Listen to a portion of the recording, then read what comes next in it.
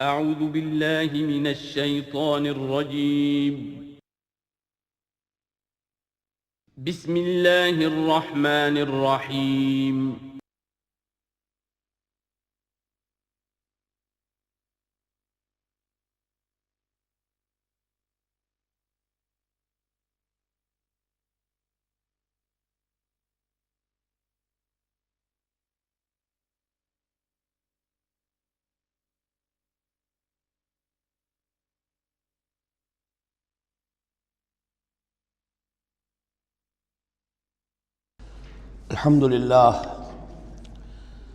الحمدللہ وکفا والصلاة والسلام علی عبادہ الذین اصطفیٰ، خصوصاً علی افضلہم وخاتم النبیین محمد الامین وعلی آلہ وصحبہ اجمعین۔ اما بعد فقد قال اللہ تبارک وتعالی کما ورد فی سورۃ النساء: اعوذ باللہ من الشیطان الرجیم، بسم اللہ الرحمن الرحیم۔ یا ایہا الناس اتقوا ربکم الذی خلقکم من نفس واحدۃ وخلق منها زوجها وبث منہما رجالا کثیرا ونساء واتقوا اللہ الذی تساءلون بہ والارحام ان اللہ کان علیکم رقیبا۔ صدق اللہ العظیم۔ رب اشرح لی صدری ویسر لی امری واحلل عقدۃ من لسانی یفقہوا قولی۔ اللہم ربنا الہمنا رشدنا واعذنا من شرور انفسنا۔ اللہم ارنا الحق حقا وارزقنا اتباعہ وارنا الباطل باطلا وارزقنا اجتنابہ۔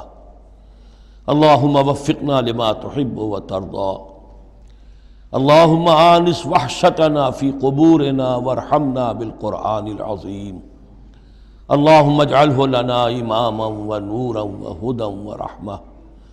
اللہم ذکرنا منہ ما نسینا وعلمنا منہ ما جہلنا وارزقنا تلاوتہ آناء اللیل وآناء النہار واجعلہ لنا حجتا یا رب العالمین، آمین۔ آج ہم اللہ کا نام لے کر سورہ نساء کا ترجمہ اور مختصر تشریح شروع کر رہے ہیں۔ جیسا کہ میں آپ کو بتا چکا ہوں کہ قرآن مجید میں مکی اور مدنی صورتوں کے جو گروپ ہیں، ان میں سے پہلا گروپ 5 صورتوں پر مشتمل ہے۔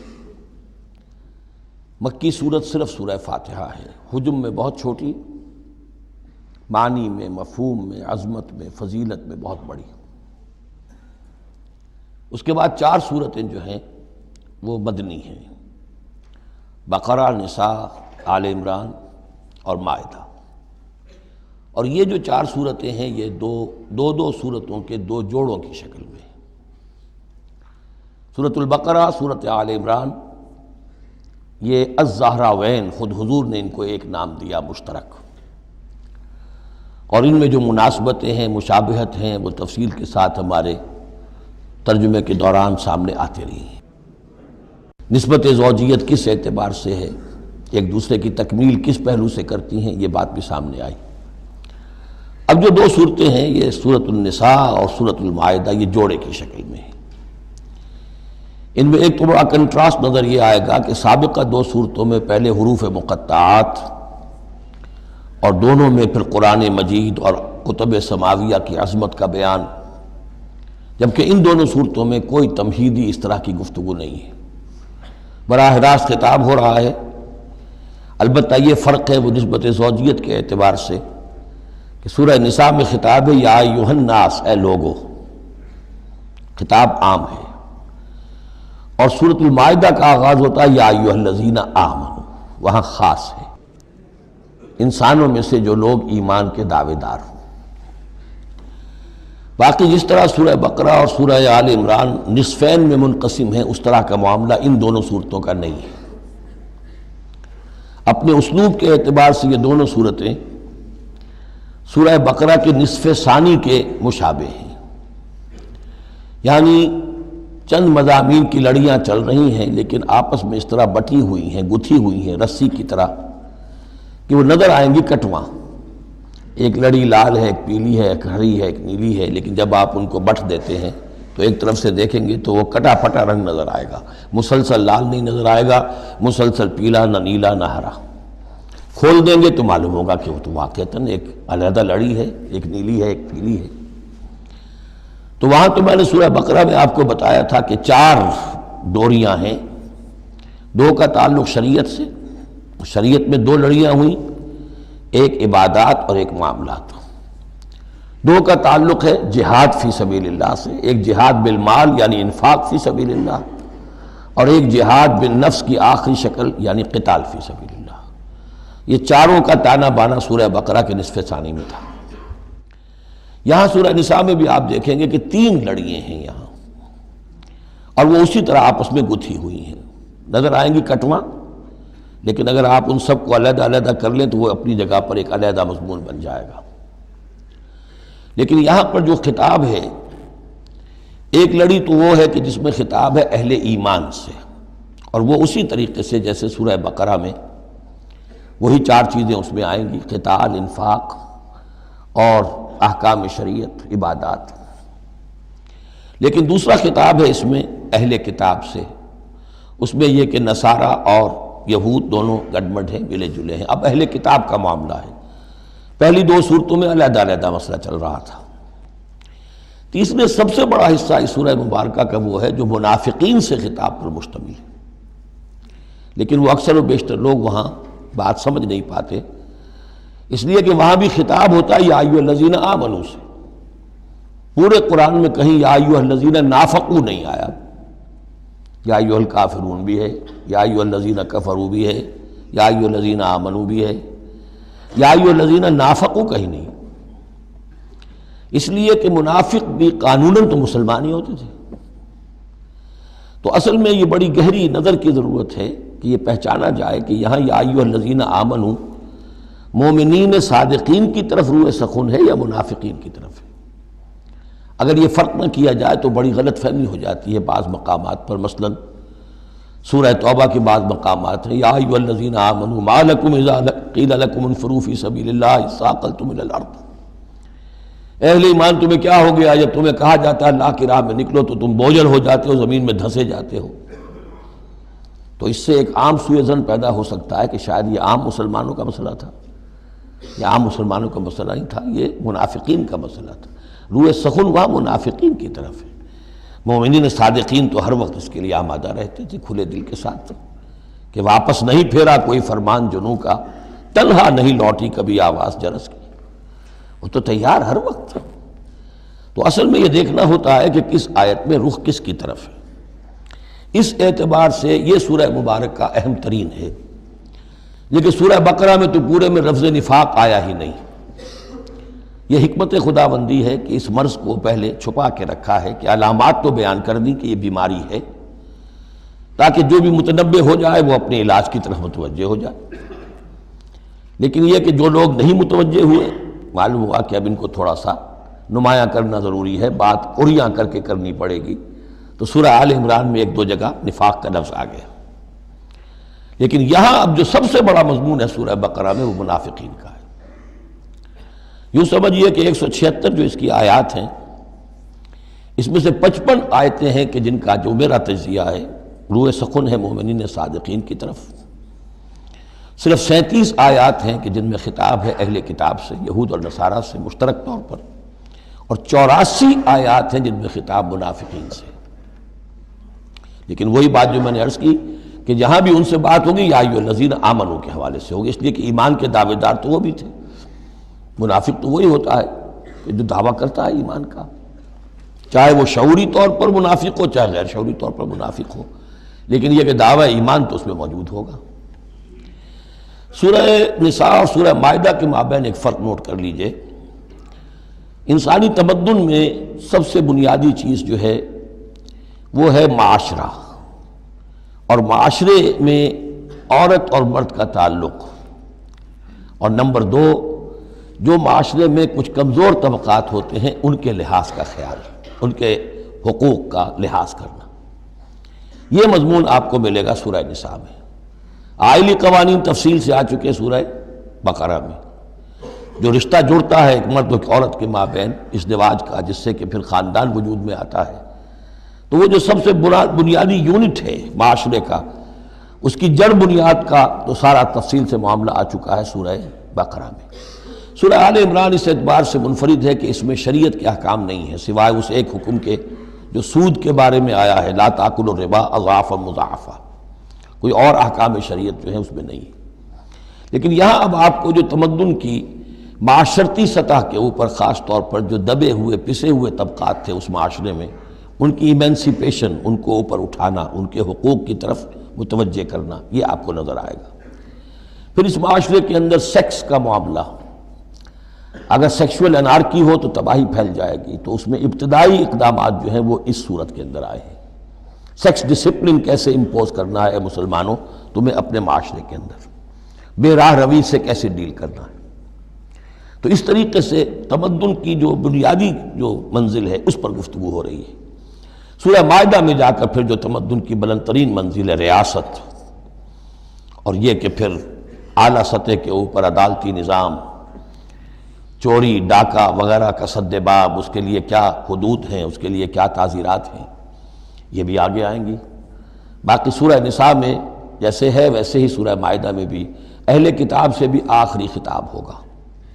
تو جیسا کہ میں نے عرض کیا تھا کہ یہ پہلا گروپ جو ہے اس میں دو لڑیاں ہیں، ایک ہے یہ شریعت کا گروپ ہے، شریعت شروع ہو رہی ہے، بلو پرنٹ اس کا سورہ بقرہ سے، اس کے تکمیلی احکام سورہ مائدہ میں، اور دوسرا اس میں خطاب ہے اہل کتاب کے ساتھ، وہ بھی تدریجاً بڑھ کر آخری باتیں وہ ہے کہ جو پھر سورہ مائدہ میں ہمیں ملیں گی۔ بس اتنی تمہید، اور اس میں بھی خاصا وقت صرف ہو گیا ہے۔ یا ایھا الناس اتقوا ربکم الذی خلقکم من نفس واحدۃ۔ اب دیکھیے معاشرتی مسائل کے ضمن میں گفتگو ہے تو ایسی بنیادی بات سے شروع کی ہے، اے لوگو اپنے اس رب کا تقوی اختیار کر لو جس نے تمہیں ایک جان سے بنایا، وَخَلَقَ مِنْهَا زَوْجَهَا، اور اسی سے اس کا جوڑا بنایا۔ یہاں یہ نوٹ کرنے والی بات ہے کہ یہاں حضرت آدم کا لفظ نہیں ہے کہ آدم سے ان کا جوڑا بنایا، بلکہ نفس سے بنایا۔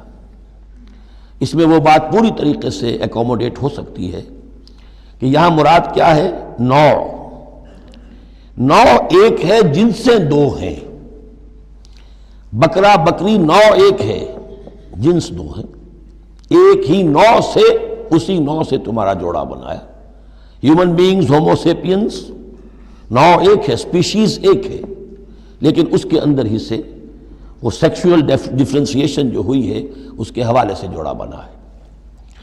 یا ایھا الناس اتقوا ربکم الذی خلقکم من نفس واحدۃ وخلق منها زوجها وبث منہما، اب یہاں پر مراد ہیں وہی آدم اور حوا، ان دونوں سے پھیلا دیے زمین میں کثیر تعداد میں مرد اور عورت، رجالا کثیرا ونساء۔ یعنی اس تمدن انسانی کو اگر آپ ٹریس کریں گے، پیچھے لے جائیں گے، تو اس کی ایک کامن اس کی بگننگ ہے، ایک انسانی جوڑا آدم اور حوا۔ اس رشتے میں پوری نوع انسانی جو ہے رشتہ اخوت میں منسلک ہو جاتی ہے، اس لیول پر جا کر۔ ایک ہے سگے بہن بھائی، ایک ہے دادا دادی پر جا کر کزنز مل جائیں گے، پردادا پردادی پر جا کر اور ایک لمبا حلقہ ہو جائے گا، چلتے جائیے تو آدم و حوا کی نسل جو ہے وہ جا کر آخر بالآخر ایک پیرنٹس ہیں، ایک کپل ہے، آدم اور حوا۔ واتقوا اللہ الذی تساءلون بہ والارحام، اور اس دیکھیے ایک ہی آیت میں دوسری مرتبہ پھر تقوی کا حکم، اور تقوی اختیار کرو اس اللہ کا جس کا تم ایک دوسرے کو واسطہ دیتے ہو۔ آپ کو معلوم ہے کہ دنیا میں فقیر بھی مانگتا ہے تو اللہ کے نام پر مانگتا ہے، اللہ کے واسطے مانگتا ہے، اور اکثر و بیشتر معاملات جو تمدنی ہوتے ہیں، گھریلو جھگڑے ہوں، ان کو بھی جب نمٹانا ہوتا ہے تو آخر کار کہنا پڑتا ہے کہ اللہ کا نام مانو اور تم یہ بات چھوڑ دو، اپنی اس ضد سے باز آ جاؤ۔ تو جہاں آخری اپیل کرنی ہے اللہ کے حوالے سے تو اس کا تقوی اختیار کرو، تو یہ جھگڑے ہو گئی نہیں، اس کے احکام پر چلو۔ اس نے سوسائٹی کے مختلف طبقات کے حقوق معین کر دیے، مرد کے حقوق، عورت کے حقوق، رب المال کے حقوق، عامل کے حقوق، مضاربت ہے تو ایک وہ ہے کہ جس کا سرمایہ ہے اور ایک وہ ہے کہ جو کام کر رہا ہے، دونوں کے کیا حقوق ہیں، کیا اختیارات ہیں۔ اگر ان کی پیروی کی جائے، ان کی پابندی کی جائے تو جھگڑا نہیں ہوگا۔ والارحام، اور رحمی رشتوں کا لحاظ رکھو۔ یہ وہ رحمی رشتہ ہے جیسا کہ میں نے بتایا، والدہ پر جا کر بہن بھائی ایک ہو گئے، دادی پر جا کر ایک اور بڑی تعداد میں ایک ہو گئے، یہ رحمی رشتے ہیں۔ لیکن انہی رحمی رشتوں کو پھیلاتے چلے جائیے تو کل بنی آدم، اور جتنی بھی بنات حوا ہیں وہ سب ایک ہی نسل سے، ایک ہی باپ اور ایک ہی ماں کی اولاد ہے۔ ان اللہ کان علیکم رقیبا، یقیناً اللہ تعالیٰ تم پر نگران ہے۔ یہ تقویٰ کی روح ہے۔ اگر یہ خیال رہے کہ میں کسی کی نگاہ میں ہوں، کوئی مجھے دیکھ رہا ہے، میرا ہر عمل اس کی نگاہ میں ہے، چھپا ہوا نہیں ہے، چاہے میں نے سب دروازے بند کر دیے، کھڑکیاں بند کر دیں اور پردے لگا دیے، سب کچھ ہو گیا، لیکن ایک آنکھ سے میں نہیں چھپ سکتا۔ ان اللہ کان علیکم رقیبا، اگر یہ مستحضر رہے تو پھر تقویٰ ہوگا، پھر اللہ کے حکم کی پابندی کی جائے گی۔ اب دیکھیے یہ حکمت نبوت ہے صلی اللہ علیہ وسلم، اس آیت کو حضور نے خطبہ نکاح میں شامل کیا، کیونکہ نکاح کا موقع کیا ہوتا ہے کہ ایک مرد ایک عورت کے درمیان پھر وہی رشتہ ازدواج قائم ہو رہا ہے، آدم کا ایک بیٹا، حوا کی ایک بیٹی، پھر اسی رشتے میں منسلک ہو رہے ہیں جس میں کہ آدم اور حوا تھے، جس طرح ان سے نسل پھیلی ہے اب ان سے آگے نسل بڑھے گی۔ لیکن یہ کہ اس پورے معاشرتی معاملے میں، خاندانی معاملات میں، عائلی معاملات میں، جیسے سورہ بقرہ میں ہم نے دیکھا کتنی مرتبہ واتقوا اللہ واتقوا اللہ واتقوا اللہ، تقویٰ نہیں ہوگا تو پھر خالی قانون جو ہے اس کے اندر وہ تاثیر نہیں ہوا کرتی۔ قانون کو تو تختہ مشق بھی بنایا جا سکتا ہے، وَلَا تَتَّخِذُوا آیَاتِ اللَّهِ هُزُوًا، اللہ کی آیات کا ٹھٹا ہی نہ بنا دو، کہ قانون کا تقاضا تو پورا ہو رہا ہے لیکن اس کی جو روح ہے وہ بالکل ختم ہو جاتی ہے۔ وَآتُوا الْيَتَامَىٰ أَمْوَالَهُمْ، اور وہ جو دبے ہوئے طبقات ہیں ان میں سے یتیم ایک اہم طبقہ تھا، ان کے کوئی حقوق نہیں تھے، مال ان کے ہڑپ کر لیے جاتے تھے، کمزور تھے۔ وَآتُوا الْيَتَامَىٰ أَمْوَالَهُمْ وَلَا تَتَبَدَّلُوا الْخَبِيثَ بِالطَّيِّبِ، ان کا مال جو ہے اس میں سے اچھا اچھا مال لے لیا، برا ان کو اپنا برا مال ان میں شامل کر دیا۔ انہیں کیا پتہ چلا؟ اگر اول تو یہ کہ ہڑپ ہی کر گئے، نہیں تو بہت متقی ہوئے تو چلیے تعداد پوری کر دی، لیکن یہ کہ ان کا جو اچھا مال تھا اپنے طرف لے لیا اور ردی مال ادھر لگا دیا۔ وَلَا تَأْكُلُوا أَمْوَالَهُمْ إِلَىٰ أَمْوَالِكُمْ، اور ان کے مال اپنے مالوں میں شامل کر کے ہڑپ نہ کرو۔ إِنَّهُ كَانَ حُوبًا كَبِيرًا، یقیناً یہ بہت بڑا گناہ، بہت بڑے بوال کی بات ہے۔ وَإِنْ خِفْتُمْ أَلَّا تُقْسِطُوا فِي الْيَتَامَىٰ، اور اگر تمہیں اندیشہ ہو کہ تم یتیم بچیوں کے بارے میں انصاف نہیں کر سکو گے، یعنی یتیم ایک تو لڑکا ہوا، چلیے اس کی ایک زندگی ہے، ایک خاص حد کو پہنچنے کے بعد وہ ایک انڈیپینڈنٹ لائف اختیار کر لے گا۔ یتیم لڑکی کا معاملہ یہ ہوتا تھا کہ وہ یہ کہ کوئی ولی ہے، اس سے انہیں نکاح بھی کر لیا لڑکی سے تاکہ اس کا مال بھی قبضے میں آ جائے، اور چونکہ یتیم ہے اس کے پیچھے اس کے حقوق کی نگہداشت کرنے والا کوئی ہے ہی نہیں۔ اگر ماں باپ ہوں تو ظاہر بات ہے کہ پھر وہ بچی کے حقوق کے بارے میں بھی تو کچھ بات کر سکیں، لہذا جس طرح چاہیں اس پر ظلم کریں، ان کا کوئی پرسان حال نہیں۔ تو اس میں خاص طور پر کہ یتیم ایک تو ہے لڑکا اور ایک لڑکی یتیم۔ وَآتُوا الْيَتَامَىٰ، اسے منکرین سنت نے، منکرین حدیث نے اس آیت کو مختلف طریقے سے وہ تعبیر کیا ہے، لیکن وہ میں یہاں اس وقت بیان نہیں کر سکتا۔ جو مفہوم میں صحیح سمجھتا ہوں، جو سلف سے چلا آ رہا ہے، جو حضرت عائشہ صدیقہ رضی اللہ تعالی عنہا سے مروی ہے، تو میں وہی بات بیان کر رہا ہوں۔ یہاں جو ہے دوسری آیت میں، یہ تیسری آیت میں وہ یتامہ سے مراد ہے یتیم بچیاں، یتیم خواتین۔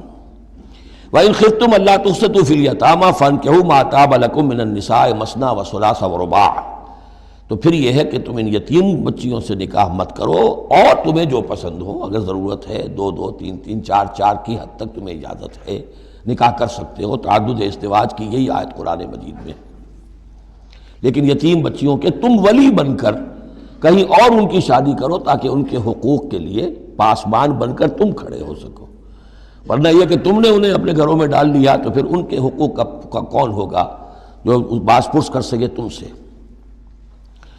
فَإِنْ خِفْتُمْ أَلَّا تَعْدِلُوا، البتہ یہ جو ہم نے آزادی دی ہے دو دو تین تین چار چار، اس کی ایک شرط ہے، اور وہ یہ کہ اگر دو شادیاں ہیں، تین ہیں، چار ہیں، تو عدل ہو۔ وَإِنْ خِفْتُمْ أَلَّا تَعْدِلُوا، اگر تم ان میں برابری نہ کر سکو، یہ اندیشہ ہو، فَوَاحِدَةً، تو پھر ایک ہی شادی کرو، ایک ہی بیوی، اس سے زائد نہیں۔ او ما ملکت ایمانکم، اور دوسرا کھاتا یہ ہے، یا جو تمہاری ملک یمین ہو، جو لونڈیاں ہوں، جو جنگوں میں غزوات میں جو بھی آتی تھی، وہ ایک علیحدہ معاملہ ہے، ان کی تعداد کے اوپر کوئی تعین نہیں ہے، لیکن پھر شادی ایک ہوگی۔ اگرچہ اس میں آگے چل کر بات آ جائے گی کہ اس انصاف میں قلبی رجحان اور میلان شامل نہیں ہے۔ جو چیز گنتی کی ہو سکتی ہے، ٹائم کتنا گزار رہے ہو، کس بیوی کے پاس کتنا، سب اس میں مساوات ہونی چاہیے۔ نان نفقہ کیا دے رہے ہو، کپڑے کیسے دے رہے ہو، ان تمام چیزوں میں جو کاؤنٹ ہو سکتی ہیں، جو مادی چیزیں ہیں، جو دیکھی بھالی جا سکتی ہیں، اس میں انصاف اور عدل لازم ہے۔ البتہ دلی رجحان اور میلان جس پر کہ انسان کو قابو نہیں ہوتا، اس میں گرفت نہیں ہے۔ ذالک ادنیٰ اللہ تعولوا، یہ اس سے قریب تر ہے کہ تم ایک ہی طرف کو نہ جھک پڑو، کہ ایک ہی بس بیوی کی طرف سارا میلان ہے، رجحان ہے۔ اور جیسا کہ آگے آئے گا کہ دوسری جو ہے یا دوسری جو ہیں وہ معلق ہو کر رہ گئی ہیں کہ نہ وہ شوہروں والی ہیں اور نہ وہ آزاد ہیں کہ کہیں اور نکاح کریں۔ وَآتُوا النِّسَاءَ صَدُقَاتِهِنَّ نِحْلًا، اور عورتوں کو ان کے مہر خوش دلی کے ساتھ دیا کرو، اس کو تاوان سمجھ کے نہ دیا کرو۔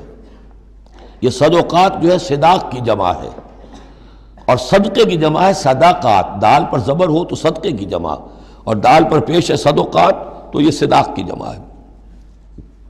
فَإِن تِبْنَ لَكُمْ عَنْ شَيْءٍ مِّنْهُ نَفْسًا، پھر اگر وہ خود اپنی مرضی سے، اپنی رضامندی سے اس میں سے کوئی چیز تمہیں دے دیں، تم نے مہر جو انہیں دیا تھا وہ تم نے ادا کر دیا، اب وہ تمہیں کوئی ہبہ کر رہی ہیں، تمہیں اس میں سے کوئی چیز جو ہے ہدیہ کر رہی ہیں، تحفہ دے رہی ہیں، تو کوئی حرج نہیں۔ فَكُلُوهُ هَنِيًّا مَرِيًّا، تو تم اسے استعمال میں لاؤ، کھاؤ لچتا پچتا، اس میں کوئی حرج نہیں ہے۔ لیکن یہ ہے کہ وہ ہو ان کی مرضی سے، زبردستی نہیں، جبر کر کے نہ لے لیا جائے۔ فَإِن تِبْنَ لَكُمْ عَنْ شَيْءٍ مِّنْهُ نَفْسًا، بالکل اپنی مرضی سے۔ وَلَا تُؤْتُوا السُّفَهَاءَ أَمْوَالَكُمُ الَّتِي جَعَلَ اللَّهُ لَكُمْ قِيَامًا وَارْزُقُوهُمْ فِيهَا وَاكْسُوهُمْ وَقُولُوا لَهُمْ قَوْلًا مَّعْرُوفًا۔ اب ایک معاشرے میں طبقہ ایسا بھی ہوتا ہے سفہاء، بچہ ہے ابھی اس کو سمجھ نہیں ہے، یا آوارہ ہو گیا ہے، باپ مال بہت چھوڑ گیا ہے، اب وہ مال اڑا رہا ہے، تو یہاں پہ تصور دیا گیا کہ اس میں معاشرتی سطح پر روک تھام ہونی چاہیے۔ یہ نہیں کہ میرا مال ہے میں جیسے خرچ کروں۔ تو اموالکم کہا گیا، یہ اصل میں ایک معاشرے کی ایک مشترک سی چیز ہے، مشترک بہبود کے لیے ہے، چاہے انفرادی ملکیت ہے لیکن پھر بھی اس معاشرے کی، اس کے اندر مشترک بہبود ہونی چاہیے۔ مت پکڑا دو ناسمجھوں کو یا بے وقوفوں کے اپنے مال، جن کو اللہ تعالیٰ نے تمہارے لیے دنیا کے گزران کا ذریعہ بنایا ہے۔ وَارْزُقُوهُمْ فِيهَا، ہاں انہیں رزق دیتے رہو اس میں سے، وَاكْسُوهُمْ کھلاتے رہو پلاتے رہو، وَقُولُوا لَهُمْ قَوْلًا مَّعْرُوفًا، اور ان سے بات کیا کرو البتہ نرم اچھے انداز میں۔ یہ اصول تھا جس کے تحت کہ برٹش انڈیا میں کورٹ آف وارز مقرر ہو جاتے تھے، کہ اگر کوئی بڑا جاگیردار ہے، کوئی نواب ہے، اور وہ فوت ہو گیا، اس کا بیٹا جو ہے آوارہ ہے، اور اس کی جو اندیشہ ہے کہ اسے کچھ اڑا دے گا، ختم کر دے گا، تو کورٹ آف وارز ہو جاتا تھا، حکومت جو ہے وہ اس کا چارج لے لیتی تھی، اس کے لیے سالانہ اس میں سے، اس کی آمدنی میں سے وظیفہ ہوتا تھا، اس میں اپنا خرچ کرے، لیکن یہ ہے کہ باقی چیزیں جمع رہتی تھی تاکہ یہ ان کی آئندہ نسل کے کام آ سکے۔ وَابْتَلُوا الْيَتَامَىٰ حَتَّىٰ إِذَا بَلَغُوا النِّكَاحَ، اور یتیموں کی دیکھ بھال کرتے رہو، جانچ پرکھ کرتے رہو، دیکھتے رہو کہ ان کے اندر کبھی شعور پیدا ہو گیا یا نہیں۔ فَإِنْ آنَسْتُم مِّنْهُمْ رُشْدًا، تو جب تم دیکھو ان میں کہ اب یہ باشعور ہو گئے ہیں، سمجھدار ہو گئے ہیں، فَادْفَعُوا إِلَيْهِمْ أَمْوَالَهُمْ، تو ان کے اموال ان کے حوالے کر دو۔ وَلَا تَأْكُلُوهَا إِسْرَافًا وَبِدَارًا أَن يَكْبَرُوا، اور دیکھو اس مال کو کھانے کی کوشش نہ کرو، ہڑپ نہ کرو جلدی سے، کہ ایسا نہ ہو کہ بچے جوان ہو جائیں تو یہ مال تو دے ہی دینا ہے میں نے، تو اس سے پہلے جتنا بھی اس کو میں کھا جاؤں کھا لوں۔ وَمَنْ كَانَ غَنِيًّا فَلْيَسْتَعْفِفْ، اگر کوئی جو ولی ہے یتیم کا وہ غنی ہے، اللہ نے اسے خود دے رکھا ہے، کشائش ہے اس کے پاس، تو پھر اسے یتیم کے مال میں سے کچھ بھی لینے کا حق نہیں ہے، پھر اسے یتیم کے مال سے بچتے رہنا چاہیے۔ وَمَنْ كَانَ فَقِيرًا، اور اگر کوئی خود تنگ دست ہے، محتاج ہے، اب ظاہر بات ہے وہ یتیم کی کوئی نگہداشت بھی کر رہا ہے، اس کا کچھ وقت بھی اس پہ صرف ہو رہا ہے، تو فَلْيَأْكُلْ بِالْمَعْرُوفِ، تو معروف طریقے سے، بھلے انداز میں، جو کہ معقول انداز ہو، اس میں سے اگر وہ یتیم کے مال میں سے کچھ کھا بھی لے تو کوئی حرج نہیں ہے۔ اسلام کی تعلیم بڑی فطری ہے، اس کے اندر وہ بندشیں نہیں ہیں کہ جو ان نیچرل ہوں، جن پر عمل کرنا ناممکن ہو جائے۔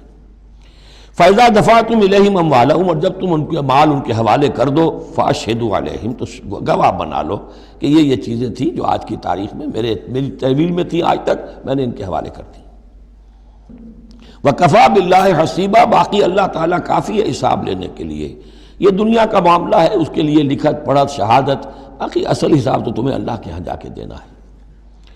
لِلرِّجَالِ نَصِيبٌ مِّمَّا تَرَكَ الْوَالِدَانِ وَالْأَقْرَبُونَ، مردوں کے لیے بھی حصہ ہے اس میں سے کہ جو ترکہ چھوڑا ہو، جو وراثت چھوڑی ہو والدین نے اور رشتہ داروں نے. وَلِلنِّسَاءِ نَصِيبٌ مِّمَّا تَرَكَ الْوَالِدَانِ وَالْأَقْرَبُونَ، اور عورتوں کا بھی حصہ ہے اس میں سے جو والدین کی وراثت ہے، جو انہوں نے ترک کیا ہے، ان کا ترکہ ہے، اور رشتہ داروں کا. یہاں پہلی مرتبہ اب عورت کو وراثت کا حق دیا جا رہا ہے، ورنہ عرب کے معاشرے میں عورت کا کوئی حق وراثت نہیں تھا. یہاں پہ فرمایا گیا کہ مما قل منہ او کثر، چاہے وہ وراثت تھوڑی ہو چاہے زیادہ ہو، قانون جو ہے اللہ کا اس کو اس کے اوپر پوری طور سے نافذ ہونا چاہیے. نصیبا مفروضہ، اور یہ حصہ ہے اللہ کی طرف سے فرض کیا گیا. اب میں آپ کو نوٹ کراؤں گا کتنی مرتبہ یہ تاکید ہو رہی ہے اس قانون وراثت کی، اور آپ اگر ساتھ ہی دیکھتے رہیں کہ کتنی دھجیاں اس کی بکھرتی ہیں ہمارے معاشرے کے اندر، کوئی اس کا لحاظ نہیں. اور بڑا جو ہمارا خاص طور پر ایک علاقہ ہے کہ جہاں ویسے نماز روزہ بہت ہوتا ہے، وہ بیٹیوں کو کوئی وراثت میں کوئی حصہ دینے کے لیے وہ کسی صورت تیار نہیں ہوتے. شریعت کے کچھ چیزیں جو ہیں وہ بہت اہم ہیں، اور شریعت کی یہ چیزیں جو ہیں کس قدر تاکید کے ساتھ آ رہی ہیں، یہ کہتے ہیں یہ رواج کے تحت ہوگا. وَإِذَا حَضَرَ الْقِسْمَةَ أُولُو الْقُرْبَى، اور جب وراثت کی ترکے کی تقسیم ہو رہی ہو تو اب اگر وہاں کچھ قرابت دار بھی آ جائیں، والیتامى یتیم بھی آ جائیں، والمساکین کچھ محتاج بھی آ جائیں، فارزقوہم منہ وقولوا لہم قولا معروفا، تو انہیں بھی کچھ دے دلا دو اس میں سے، کیونکہ اس وقت دیکھ رہے ہیں تقسیم ہو رہی ہے، وہ بالکل محتاج ہیں، تو احساس محرومیت جو ہے اس کو کسی نہ کسی درجے میں جو بھی اس کے اندر کچھ ان کی بداوا ہو سکتا ہو کرو. وَقُولُوا لَهُمْ قَوْلًا مَعْرُوفًا، ان سے بات کرو تو بڑے اچھے انداز میں، جھڑکو نہیں کہ ہماری وراثت تقسیم ہو رہی تم کون آ گئے یہاں پہ. وَلْيَخْشَ الَّذِينَ لَوْ تَرَكُوا مِنْ خَلْفِهِمْ، ڈرتے رہنا چاہیے ان لوگوں کو کہ اگر انہوں نے بھی چھوڑے ہوتے اپنے پیچھے ذُرِّيَّةً ضِعَافًا، چھوٹے بچے، اپنی نسل چھوڑ کر اگر وہ گئے ہوتے اور یتیم بچے ہوتے ان کے، خافوا علیہم، تو کیسے کیسے اندیشے ہونے ہوتے اپنے ان بچوں کے بارے میں. فلیتقوا اللہ، تو انہیں چاہیے کہ اللہ کا تقوی اختیار کریں کہ یہ یتیم جو اس وقت آ گئے یہ بھی کسی کے بچے ہیں، کوئی ان کا بھی باپ تھا، ان کے سر پر ہاتھ رکھو. ولیقولوا قولا سدیدا، اور بڑی صاف اور ستھری اور صحیح اور حق پر مبنی بات کرو. ان الذین یاکلون اموال الیتامی ظلما، یقیناً وہ لوگ کہ جو یتیموں کا مال ہڑپ کرتے ہیں ناحق، انما یاکلون فی بطونہم نارا، وہ اپنے پیٹوں میں بھر رہے ہیں آگ، وسیصلون سعیرا، اندر کی آگ تو اپنے پیٹوں میں ڈال رہے ہیں اور سموچے وہ خود آگ میں ڈال دیے جائیں گے. تو گویا کہ ایک آگ ان کے اندر ہوگی اور ایک جہنم کی آگ ان کے باہر ہوگی.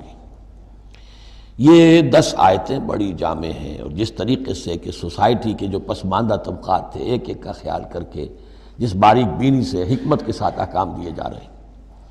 اب اس کے بعد جو رکوع ہے یہ بڑا مختصر ہے، آیتیں 4 ہیں لیکن ایک قیامت مضمر ہے ان میں، یہ اعجاز ہے. 4 آیتوں کے اندر اسلام کا پورا قانون وراثت جس پہ پوری جلدیں لکھی گئی ہیں، جامعیت کی انتہا ہے. یوصیکم اللہ فی اولادکم، اللہ تعالیٰ تمہیں وصیت کرتا ہے تمہاری اولاد کے بارے میں. للذکر مثل حظ الانثیین، لڑکے کے لیے حصہ ہے 2 لڑکیوں کے برابر. فإن كن نساء فوق اثنتین فلہن ثلث ما ترک، اور اگر صرف بیٹیاں ہی بیٹیاں ہوں اور 2 یا 2 سے زائد ہوں تو ان کو 2/3 میں حصہ ملے گا. وإن كانت واحدۃ فلہا النصف، اور اگر ایک ہی بیٹی ہے تو اسے آدھا ملے گا. ظاہر بات ہے بیٹا ایک ہی وارث ہوگا تو پورے کا وارث ہو جائے گا، تو جب بیٹی کا حصہ بیٹے سے آدھا ہے تو اگر ایک ہی بیٹی ہے تو اسے آدھی وراثت ملے گی، آدھی پھر اور لوگوں کو جائے گی، وہ ایک الگ حصہ ہے، معاملہ ہے. وَلِأَبَوَيْهِ لِكُلِّ وَاحِدٍ مِّنْهُمَا السُّدُسُ مِمَّا تَرَكَ إِن كَانَ لَهُ وَلَدٌ. اب یہ وراثت میں ایک تو ہے نیچے وراثت بیٹا بیٹی، اور ایک ہے اوپر والد والدین، جب اب وہ بھی زندہ ہیں، فوت ہوا ہے کوئی شخص، اس کے والدین یا والد یا والدہ دونوں میں سے کوئی ایک زندہ ہے، ان کا بھی حصہ ہے. وَلِأَبْوَيْهِ لِكُلِّ وَاحِدٍ مِّنْهُمَا، اس کے والدین کے لیے ہر ایک کے لیے ان میں سے چھٹا حصہ ہے اس کے ترکے میں سے، مما ترک ان کان لہو ولد، اگر اس کے اولاد ہے. ایک شخص لاولد مر گیا ہے تو اور بات ہوگی، اولاد ہے تو چھٹا یعنی 1/3 حصہ والدین کو چلا گیا، 2/3 جو ہے اولاد میں تقسیم ہوگا۔ فَإِن لَّمْ يَكُن لَّهُ وَلَدٌ، اور اگر اس کی اولاد ہے ہی نہیں، لا ولد، فوت ہو رہا ہے، وَوَرِثَهُ أَبَوَاهُ، اور اس کے وارث اس کے والدین ہی ہیں، فَلِأُمِّهِ الثُّلُثُ، تو ماں کو 1/3 اور باپ کو 2/3، وہ مرد کا باپ ماں سے عورت سے دگنا ہو جائے گا۔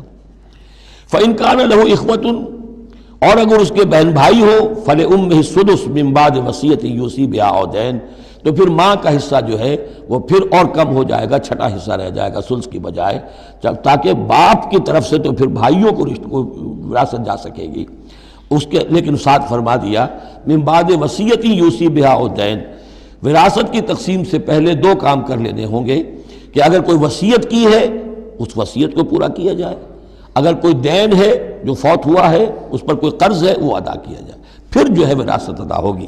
من بعد وصیت یوصی بہا او دین، آباؤکم و ابناؤکم لا تدرون ایہم اقرب لکم نفعا، تمہارے باپ یا تمہارے بیٹے تم نہیں جانتے کہ ان میں سے کون تمہارے لیے زیادہ نافع ہے، زیادہ قریب ہے نفع کے اعتبار سے۔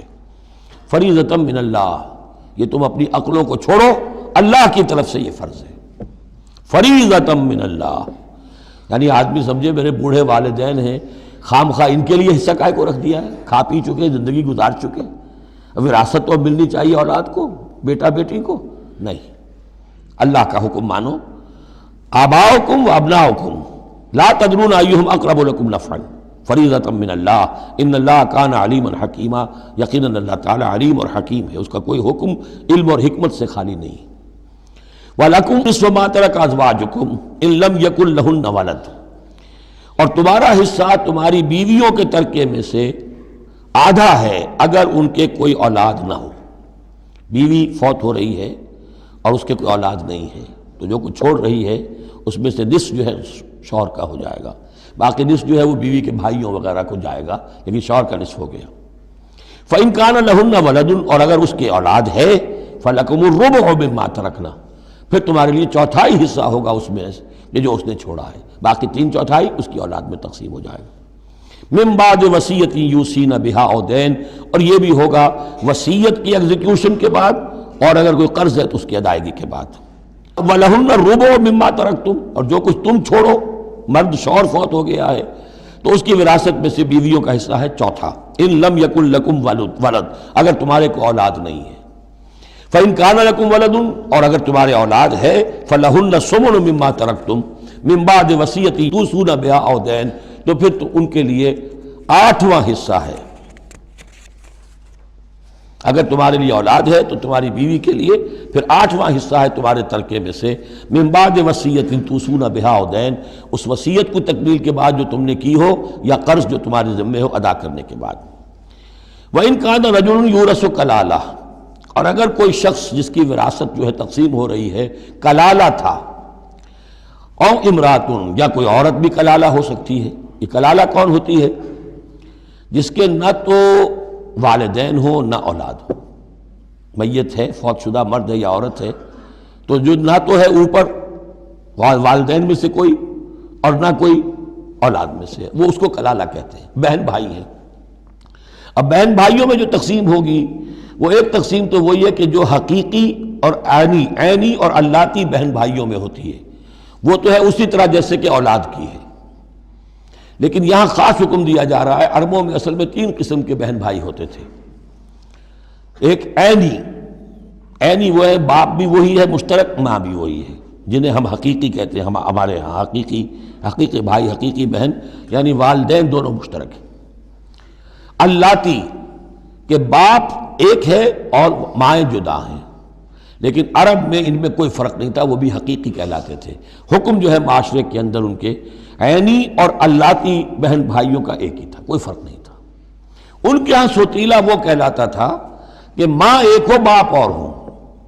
ایک شخص کی اولاد تھی، وہ فوت ہو گیا، اب اس کی بیوی نے دوسری شادی کر لی ہے، اب اس سے بھی اولاد ہے، تو ماں تو ایک ہے، اولاد دو ہیں، 2 باپ سے ہیں، وہ کہلاتے ہیں کہ جو اخیافی ہیں۔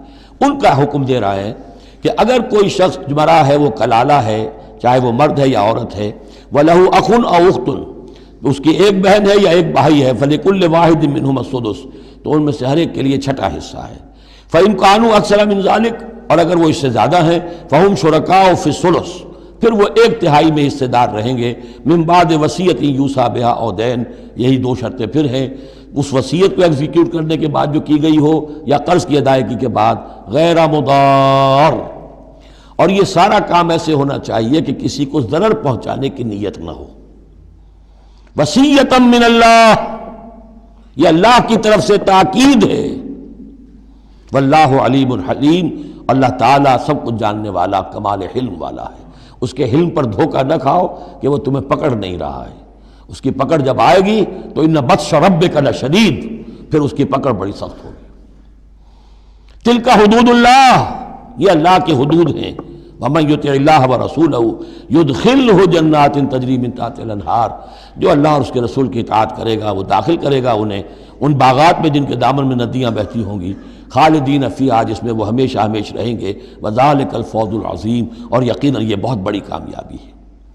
ومن یعص اللہ ورسولہ ویتعدی حدودہ، اور جو کوئی نافرمانی کرے اللہ اور اس کے رسول کی اور تجاوز کرے اس کی حدود سے، یدخلہ نارا خالدا فیہا، اس کو وہ داخل کرے گا آگ میں جس میں وہ ہمیشہ ہمیشہ رہیں گے، وَلَهُ عذاب مہین، اور ان کے لیے عذاب مہین ہوگا، اہانت آمیز عذاب۔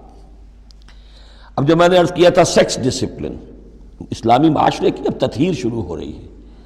مکے میں تو ظاہر بات ہے مسلمان جب تک تھے تو غلبہ وہاں کفار کا تھا، اب یہاں مدینے میں اللہ نے مسلمانوں کو وہ حیثیت دی ہے کہ اپنے معاملات کو سنوارنا شروع کریں، تو ایک ایک کر کے ان معاشرتی چیزوں کو اور ان سوشل پرابلمز کو ڈیل کیا جا رہا ہے۔ اب اگر کوئی سیکشول انارکی ہے، کوئی بدکاری معاشرے میں ہے، کیا کیا جائے، کیسے روک تھام ہو، اس کے ابتدائی احکام یہ آ رہے ہیں۔ اس کے تکمیلی احکام جو ہے وہ سورہ نور میں آئیں گے چل کر، یہ تدریجاً، یہ سورہ نساء، پھر ہے سورہ نور، احزاب، پھر ہے سورہ نور، اور پھر ہے سورہ مائدہ۔ اب اللہ تعالیٰ کی حکمت یہ ہوئی کہ سورہ نور اور سورہ احزاب کو کافی دور آگے رکھا ہے مصحف میں، اور یہاں پر سورہ نساء کے بعد سورہ مائدہ آ گئی ہے، ورنہ سورہ نساء، پھر سورہ احزاب، پھر سورہ نور، اور پھر سورہ مائدہ ہے، ترتیب یہ ہے۔ باقی اور بھی مدنی صورتیں درمیان میں ہیں، لیکن یہ 4 بڑی بڑی صورتیں جو ہیں جن میں معاشرتی مسائل جو ہیں وہ تفصیل سے آئے ہیں، وہ ان کی ترتیب یہ ہے۔ واللاتی یاتین الفاحشۃ من نسائکم، اور وہ عورتیں تمہاری عورتوں میں سے جو کوئی کسی بے حیائی کا ارتکاب کریں، فاستشہدوا علیہن اربعۃ منکم، تو پھر گواہ بناؤ، گواہ لاؤ ان پر تم میں سے 4۔ اگر وہ گواہی دیں، فإن شہدوا، اگر گواہی دیں کہ ہاں اس عورت نے بدکاری کی ہے، فامسکوہن فی البیوت، تو پھر ان عورتوں کو گھروں میں بند کر دو، حتی یتوفاہن الموت، یہاں تک کہ موت ان کو لے جائے، یتوفاہن الموت، موت ان کو لے جائے، موت ان کا قصہ پاک کرے، او یجعل اللہ لہن سبیلا، یا اللہ ان کے لیے کوئی اور راستہ نکال دے۔ وہ راستہ نکالنا ہے جو سزا کی پھر بعد میں نصاب آ گیا کہ اگر اس کو پھر سزا دے دی جائے، حد جاری کر دی جائے تو پھر آزاد ہو جائے گی، لیکن ابھی ابتدائی حکم ہے۔ یہاں معلوم ہوتا ہے کہ یہ ایسی لڑکیوں کا یا عورتوں کا تذکرہ ہے کہ جو مسلمانوں میں سے تھیں لیکن ان کا بدکاری کا معاملہ کسی یہودی سے ہو گیا ہو یا کسی ایسے شخص سے ہو گیا ہو جو ابھی مسلمان نہیں ہے، تو یہ ان کا یک طرفہ کہ ہے وہ کوئی مسلمان لڑکی یا خاتون جس کا معاملہ ہے، لیکن دوسرا جو پہلو ہے، دوسرا جو اس عمل کا جو شریک ہے وہ غیر مسلم ہے۔ واللذین یاتیانہا منکم، اور اگر وہ دونوں تمہیں میں سے ہوں، مرد بھی اور عورت بھی، فآذوہما، تو ان دونوں کو پھر اذیت دو، تکلیف دو، انہیں سزا دو۔ فإن تابا واصلحا، پھر اگر وہ توبہ کر لیں اور اصلاح کر لیں، فاعرضوا عنہما، تو ان کو چھوڑ دو۔ ان اللہ کان توابا رحیما، یقیناً اللہ تعالیٰ بہت توبہ کا قبول فرمانے والا اور رحیم ہے۔ یہ بالکل ابتدائی احکام ہیں، اسی لیے ان کی وضاحت میں، تفسیروں میں آپ کو بہت سے اقوال مل جائیں گے، اس لیے کہ اصل میں تو یہ پھر آخر میں جا کر یہ سب منسوخ شمار ہوں گے جبکہ حدود آ گئی پوری کی پوری، جیسے کہ وصیت کا وہ حکم جو سورہ بقرہ میں آیا تھا وہ اب ساقط ہو گیا جبکہ قانون وراثت آ گیا۔ اب وہ آیت آئی ہے کہ جو بہت بڑی حکمت کی آیت ہے، جس کا حوالہ اس سے پہلے بھی میں نے کبھی دیا ہے، انما التوبۃ علی اللہ للذین یعملون السوء بجہالۃ، اللہ کے ذمے ہے توبہ قبول کرنا ایسے لوگوں کی جو کوئی برا حرکت کر بیٹھتے ہیں جہالت اور نادانی میں، ثم یتوبون من قریب، پھر فوراً توبہ کر دیں۔ یعنی اگر ایمان اندر ہے تو کسی وقت ایسا تو ہو گیا کہ کوئی خارجی اثرات اتنے پوٹنٹ ہو گئے یا نفس کے اندر ہیجان ایسا ہو گیا کہ آدمی کنٹرول نہیں کر سکا، لیکن جیسے ہی اس کے بعد ہوش میں آئے گا اس پر شدید پچھتاوا، شدید ندامت طاری ہو جائے گی۔ تو اس کے لیے یہ کہ وہ توبہ کرے تو اللہ تعالیٰ اس کی توبہ قبول فرمائے گا۔ فَأُولَٰئِكَ يَتُوبُ اللَّهُ عَلَيْهِمْ، تو اللہ تعالیٰ ایسے لوگوں کی توبہ قبول فرمائے گا۔ وَكَانَ اللَّهُ عَلِيمًا حَكِيمًا، اللہ تعالیٰ علیم اور حکیم ہے۔ وَلَيْسَتِ التَّوْبَةُ لِلَّذِينَ يَعْمَلُونَ السَّيِّئَاتِ، ایسے لوگوں کا کوئی حق نہیں ہے توبہ کا کہ جو اپنی برائی حرکتیں کرتے رہیں، حرام خوریاں کرتے رہیں، زندگی بھر عیش لڑاتے رہیں۔ حتیٰ اذا حضر احدهم الموت قال انی تبت الآن، یہاں تک کہ جب موت کا وقت آ جائے تو کہیں کہ اب میں توبہ کرتا ہوں۔ یہ توبہ نہیں ہے۔ وَلَلَّذِينَ يَمُوتُونَ وَهُمْ كُفَّارٌ، اسی پر قیاس کر لیجئے جو مر بھی گئے کفر کی حالت میں، ان کی توبہ کا کوئی سوال ہی نہیں۔ اولئک اعتدنا لهم عذابا الیما، ایسے لوگوں کے لیے تو ہم نے دردناک عذاب تیار کر رکھا ہے۔ یا ایھا الذین آمنوا لا یحل لکم ان ترثوا النساء کرہا، اہل ایمان تمہارے لیے جائز نہیں ہے کہ تم عورتوں کو زبردستی وراثت میں لے لو۔ یہ بھی اس عورتوں کے طبقے پر جو شدید ظلم ہوتا تھا، کیونکہ پالیگیمی عام تھی، ایک شخص ہے فوت ہوا ہے، 4 ہے، 5 بیویاں ہیں۔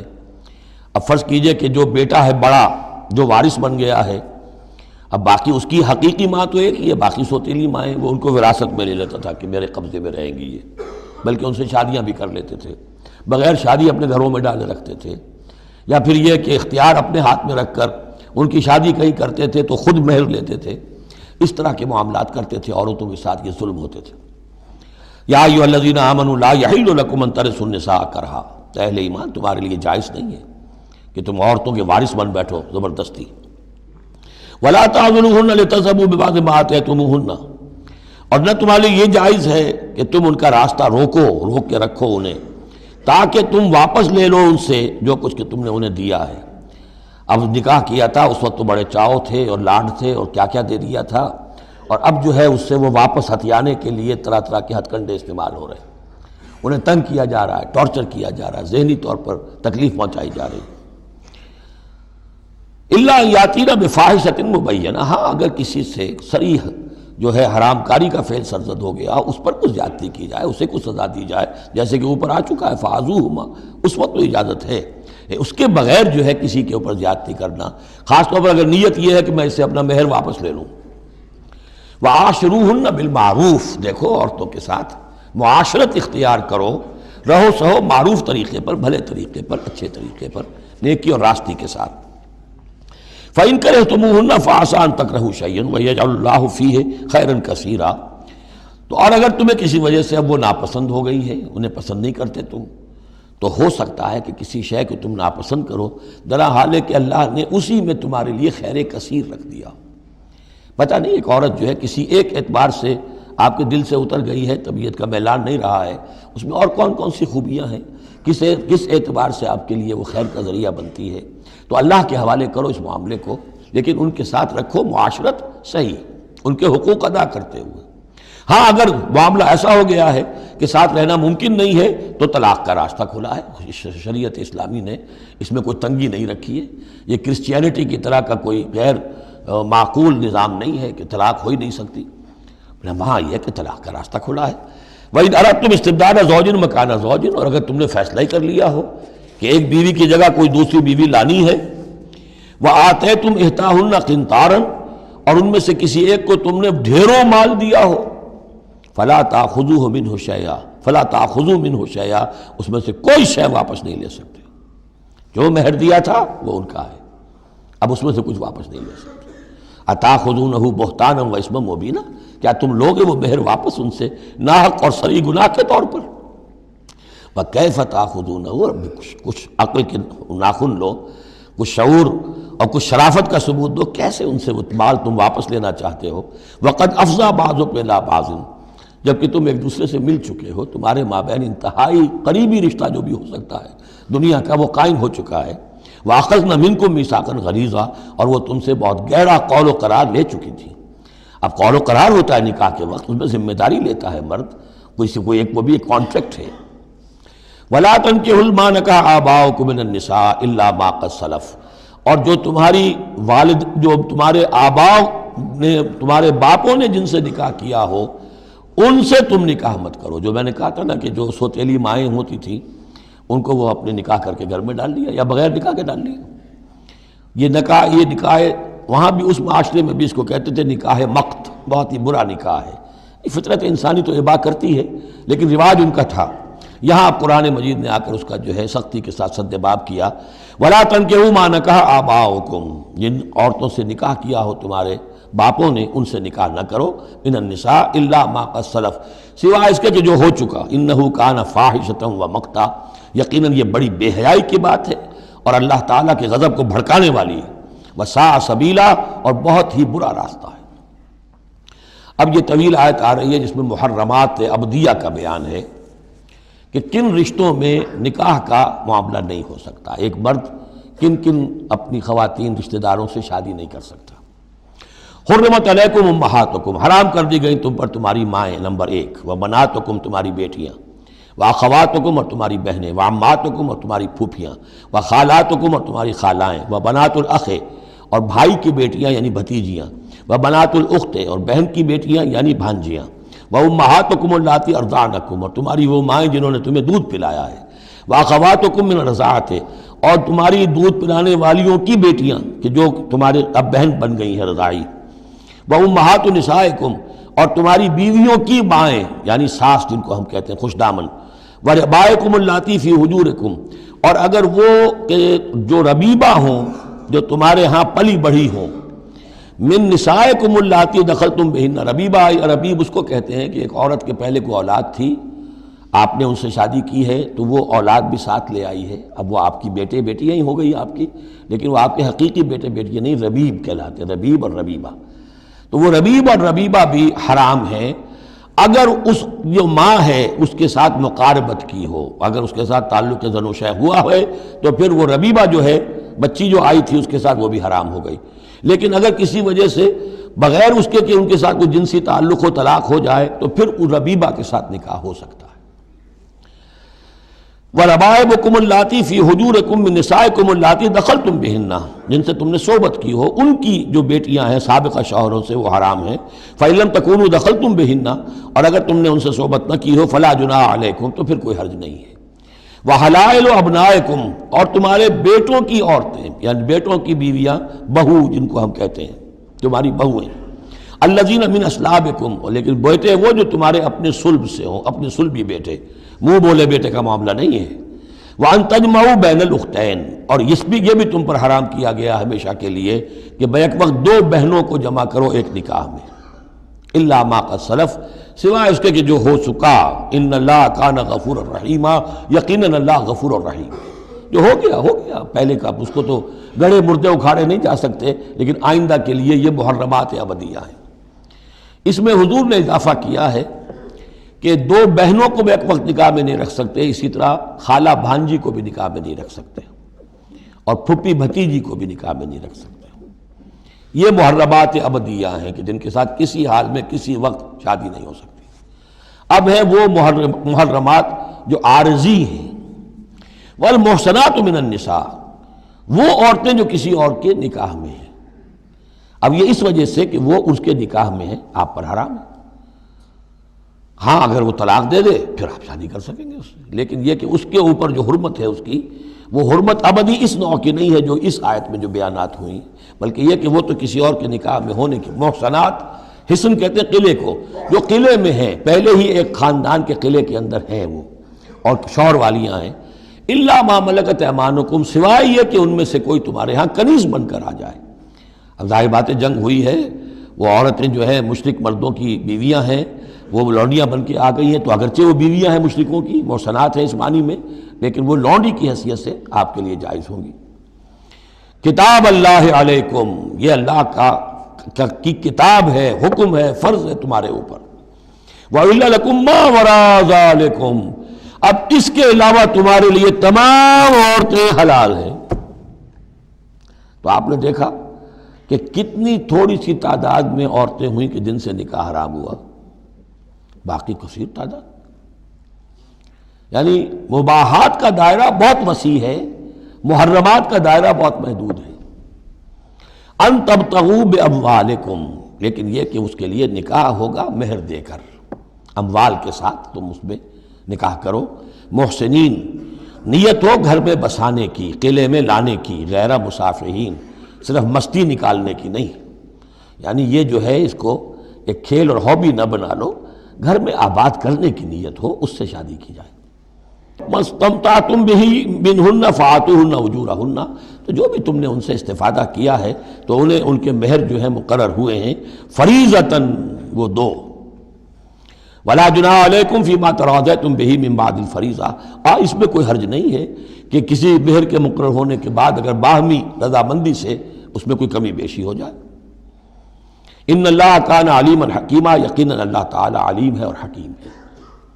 وَمَن لَّمْ يَسْتَطِعْ مِنكُمْ طَوْلًا أَن يَنكِحَ الْمُحْصَنَاتِ الْمُؤْمِنَاتِ، اور جو کوئی تم میں سے اتنی استطاعت نہ رکھتا ہو، مقدرت نہ رکھتا ہو کہ مومن محسنہ عورتوں سے شادی کر سکے۔ اب محسن دو معنی میں آتا ہے، ایک خاندانی لڑکی، شریف لڑکی، خاندانی آزاد گھرانے کی کہ اسے گھر کا قلعہ حاصل ہے، اور ایک شادی شدہ عورت کے جو ایک شوہر کے قلعے کے اندر ہے، ایک ہے خاندان کا قلعہ، خاندان کی پروٹیکشن حاصل ہے، سپورٹ حاصل ہے، تو وہ عورت جو ہے وہ محسنہ ہے۔ اسی طرح وہ عورت کے جو شوہر کے گھر میں ہے، ایک قلعے میں ہے، اس کے گھر میں ہے، اس کی حفاظت میں ہے، وہ بھی محسنہ ہے۔ پہلے تھا وہ دوسری معنی میں یعنی شادی شدہ، یہاں مراد ہے شریف زادیاں، آزاد مسلمان عورتیں۔ اب ظاہر بات ہے آزاد مسلمان عورتوں کا تو مہر ادا کرنا پڑے گا، اس حوالے سے اب کوئی بیچارہ مفلس ہے، نہیں دے سکتا ہے تو کیا کرے۔ وَمَن لَّمْ يَسْتَطِعْ مِنكُمْ طَوْلًا أَن يَنكِحَ الْمُحْصَنَاتِ الْمُؤْمِنَاتِ فَمِمَّا مَلَكَتْ أَيْمَانُكُمْ، تو جو لونیاں ہیں ان سے نکاح کر لو، مِن فَتَيَاتِكُمُ الْمُؤْمِنَاتِ، جو تمہاری مومن جو لونیاں ہوں، فَأَنكِحُوا وَاللَّهُ أَعْلَمُ بِإِيمَانِكُمْ، باقی یہ کہ کون مومن ہے اور نہیں ہے یہ اللہ بہتر جانتا ہے۔ مراد یہ ہے کہ جو بھی قانونی اعتبار سے مسلمان ہیں، جس کے تم ایک دوسرے کو مسلمان سمجھتے ہو، بعضکم من بعض، تم سب ایک دوسرے ہی میں سے ہو، فَأَنكِحُوهُنَّ بِإِذْنِ أَهْلِهِنَّ، تو ان سے تم نکاح کرو ان کے مالکوں کی اجازت سے۔ اب ظاہر بات ہے وہ لونڈی ہے زید کی، تو زید اس سے جنسی تعلق قائم کر سکتا ہے، لیکن یہاں اب ایک شخص اس سے اجازت لے رہا ہے کہ میں آپ کی اس لونڈی سے نکاح کرنا چاہتا ہوں۔ اگر اجازت دے دی، اب زید کا تعلق منقطع ہو جائے گا، اب وہ اس لونڈی اس کی اس اعتبار سے اس کے کام میں نہیں آ سکتی، بلکہ وہ اب منقوہ ہو جائے گی ایک مسلمان کی۔ اس لیے بِإِذْنِ أَهْلِهِنَّ، اور اس میں پیش نظر رکھیے کہ ایک معاشرہ تھا، بالفعل یہ شکلیں تھیں، یہ نہیں کہا جا رہا یہ شکلیں پیدا کرو۔ اصل بات کیا ہے کہ جو معاشرہ تھا جس میں کہ قرآن نے اصلاح کا عمل شروع کیا ہے، تو اس میں کیا کیا صورتحال تھی، کس کس اعتبار سے اس میں بہتری پیدا کی گئی تدریجاً۔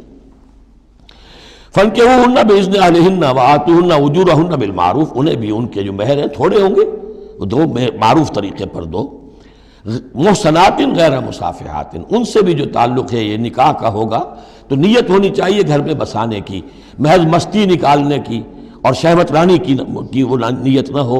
ولا متخذات اخدان، اور نہ ہی کوئی چوری چھپی کی دوستیاں اور یاریاں ہوں، یہ نہیں، کھلم کھلا نکاح ہو، معلوم ہو کہ فلاں کی لونڈی ہے۔ جیسے حضرت سمیہ رضی اللہ تعالی عنہ، یہ ابو جہل کا چچا تھا، ایک شریف انسان تھا، اس کی لونڈی تھی۔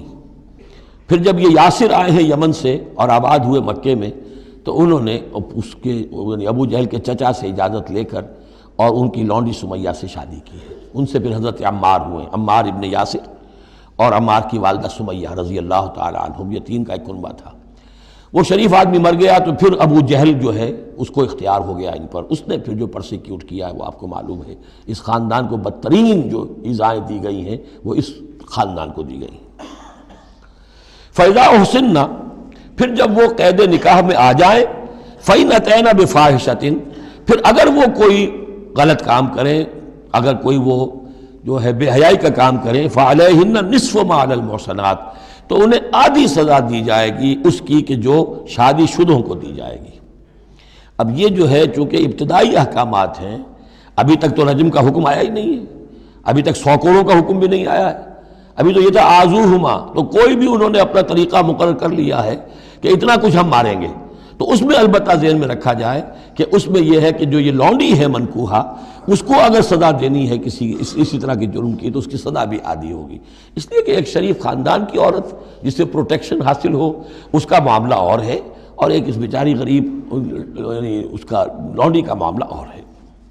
ذالک لمن خشی العنت منکم، یہ رعایت بھی کہ مسلمان لونڈیوں سے نکاح کر لو، یہ بھی تمہارے لیے، تم میں سے ان لوگوں کے لیے ہے کہ جنہیں اندیشہ ہو فتنے میں پڑنے کا، جو اپنی شہوت اور جنسی جذبے کو روک نہ سکتے ہو، کہ اگر ان کے لیے نکاح کی کوئی شکل نہیں بنتی ہے تو ہو نہ جائے کہ کہیں کسی غلط کام میں وہ ملوث ہو جائیں، ورنہ یہ کہ وان تصبروا، اگر تم صبر کرو، تو چونکہ عام طور پر جو باندیاں تھیں ان کا کردار اونچا نہیں تھا اس معاشرے میں، تو بہتر یہ ہے کہ ان سے نکاح کرنے سے تم بچو اور تعفف کرو، اس میں بہتری ہے۔ وان تصبروا خیر لکم، اور اگر تم صبر کرو تو یہ تمہارے حق میں بہتر ہے۔ واللہ غفور الرحیم، اللہ غفور الرحیم ہے۔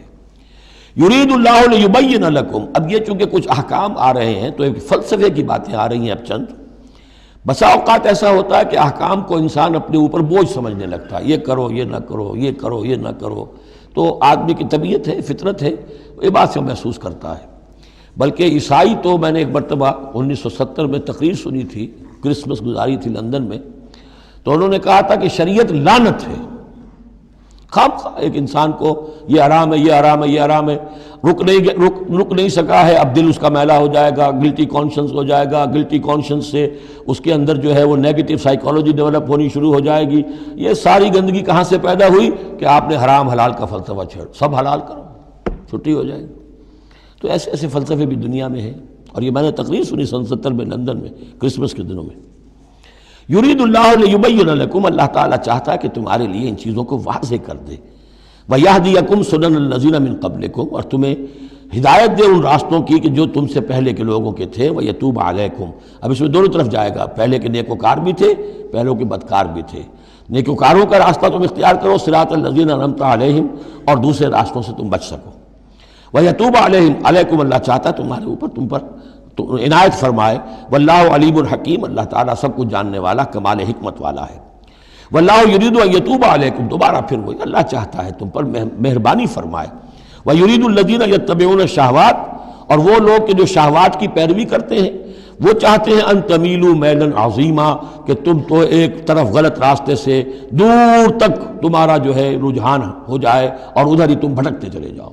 آج جو بھی ہے عورت کی آزادی کی بنیاد پر، ایمینسیپیشن کی بنیاد پر، یہ ساری چیزیں جو ہو رہا ہے، ویمن لب ہے، یہ سب کا سب در حقیقت ان حدود اور قیود کو توڑ کر، اور سارا یہ جنسی جو ہے انارکی پھیلانے کی ایک سازش ہے جو دنیا میں چل رہی ہے۔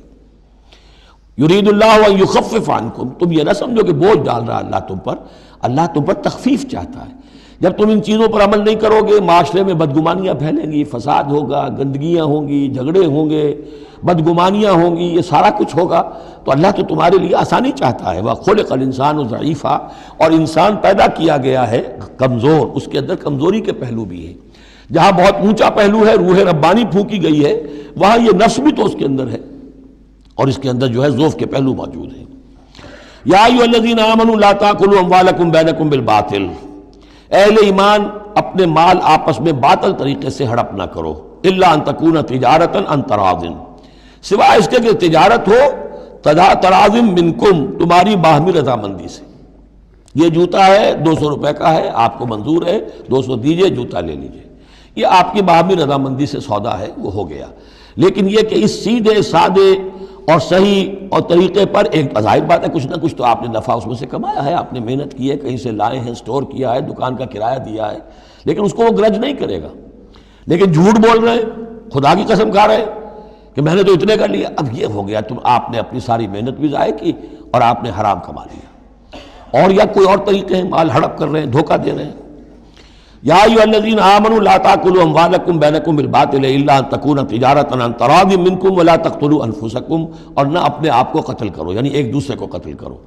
تمدن کی جڑ دو چیزوں پر ہے، احترام جان، احترام مال۔ میرے لیے آپ کا مال محترم ہے، آپ کی جان محترم ہے، میں اسے کوئی غضب نہ پہنچاؤں۔ آپ کے لیے میرا مال، میری جان، میرا جسم محترم ہے، اسے کوئی گزر نہ پہنچائے۔